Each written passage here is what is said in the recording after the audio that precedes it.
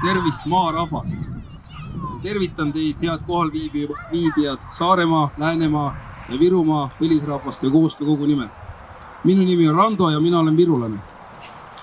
Täna oleme olukorras, kus üht või teist viisi rünnaku all on pea kõik Eesti maade rahvad. Seejuures ei ole suurimaks ohuks ja ründajaks välised jõud, vaid sisemised. Meie maadel valitseda on tahtnud paljud. Meie maapõue varandust on jahtinud paljud. Nad tulevad ikka ja jälle, kasutades erinevaid võtteid. Püüdes panna meid unustama, pakkudes meile mugavusi, äsitades meid omavahel riidu, lubades meile rikkusi, teevad nad meid hoopis vaeseks.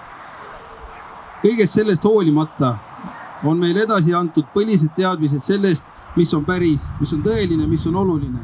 Teadmised sellest, mis aitab meil oma maadel rahvastena edasi kesta. Siin maas on meie juured, siit oleme me sirgunud ja siia me ka kängume. Meie metsades toimub paljude asjatundjate sõnul üle raiumine. Meie merealasid müüakse enam pakkumistel. Meie sood ja rabad kuivendatakse, taevalaotus on lagastatud, õhk on maksustatud. Maavarad tehakse rahaks. Mis hinda me selle raha eest tegelikult maksame? On ju ammu teada, et raha saab printida lõputult, aga maad juurde ei tule kuskilt. Mis me teha saame? Nursipalu laiendusplaanidest teavad tänaseks juba kõik. Ka nemad kuulutasid võrokesed põlisrahvaks. Nad moodustasid ka eraldiseisva MTÜ Nursipalu kaitseks. Kas meil tasuks luua sarnane algatus Virumaa maavarade kaitseks? Võib-olla piisab seltsingust, millega saavad liituda nii inimesed kui ka organisatsioonid. Mis võimalused meil on enda elukeskkonna kaitsmisel kodanikena, millised põlisrahvana? Tulemuslik koostöö nõuab teatud organiseeritust, ühist teaberuumi ja ühiseid seisukohtasid. Koostöö vaimus arendame ka maarahvas.ee kodulehte, kuhu ehitame teekonda, mille läbimisel on võimalik kodanikul saada põlisrahva osaks.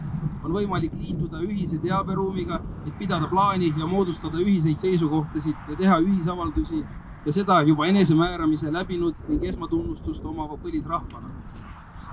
Õiguslikku alust oma seisukohtade kehtestamisel leiavad enesemääramisi teostanud põlisrahvad rahvusvahelistest dokumentidest, millega on nõustunud ka Eesti Vabariik. Oleme ka virulastena end vastavalt rahvusvahelisele õigusele põlisrahvana määranud. Ajaloolise Virumaa põlisrahvas. Virulased ei ole kuhugi kadunud. Virumaa põlisrahvas, enesemääramine manifest 9. jaanuar 2022. Sellel järgnes liitumine põlisrahvaste koostöökoguga. 20. aprill 2023 võtsime vastu Eesti Vabariigi jurisdiktsiooni alusel territooriumil elavate põlisrahvaste õiguste deklaratsiooni.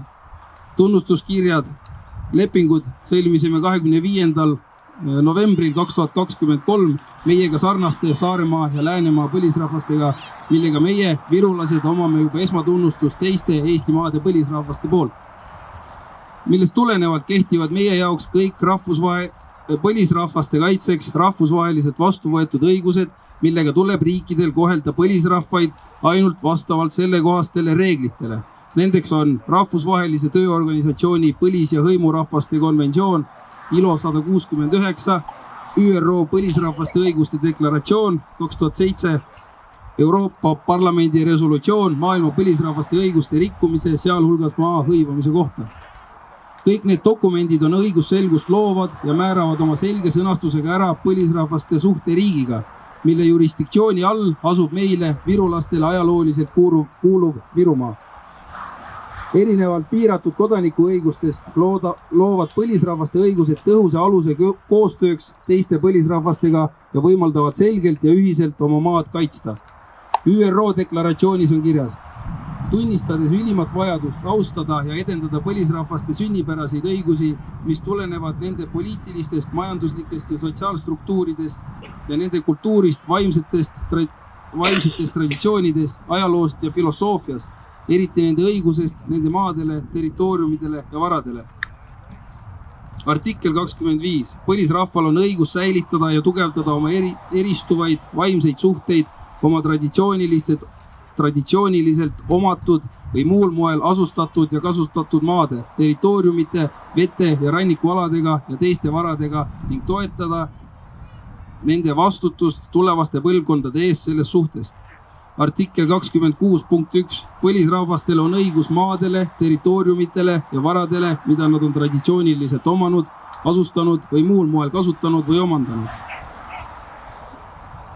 Punkt 2. Põlisrahvastel on õigus omada, kasutada, arendada ja hallata maid, territooriume ja varasid, mis nad omavad traditsioonilise omanduse mõistes või muu traditsioonilise asustamise või kasutamise mõistes, nagu ka neid, mis nad on muul moel omandanud. Riigid annavad sellistele maadele, territooriumitele ja varadele oma tunnustuse ja kaitse. Taoline tunnustamine toimub asjaomaseid põlisrahvaste kombeid, traditsioone ja maa omamise süsteeme kohaselt austades.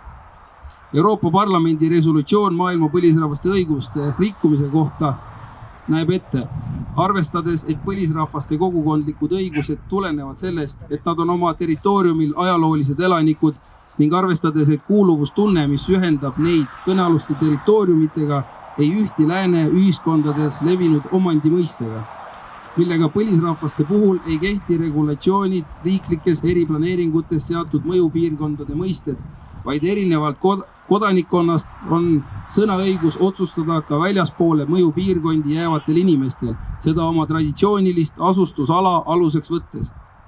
Põlisrahvaste koostöökogu saab aidata juhtida tähelepanu asjaoludele, kus on tegemist ilmselge põlisrahva huvide riivega ning seeläbi viidates rahvusvahelisele õigusele teha vajalikke pöördumisi ja avaldusi, aga Virumaa on siiski virulaste hoida. Tulemused sõltuvad meist, mitte teistest, kes saavad küll nõu ja jõuga meile abiks olla. Aitäh!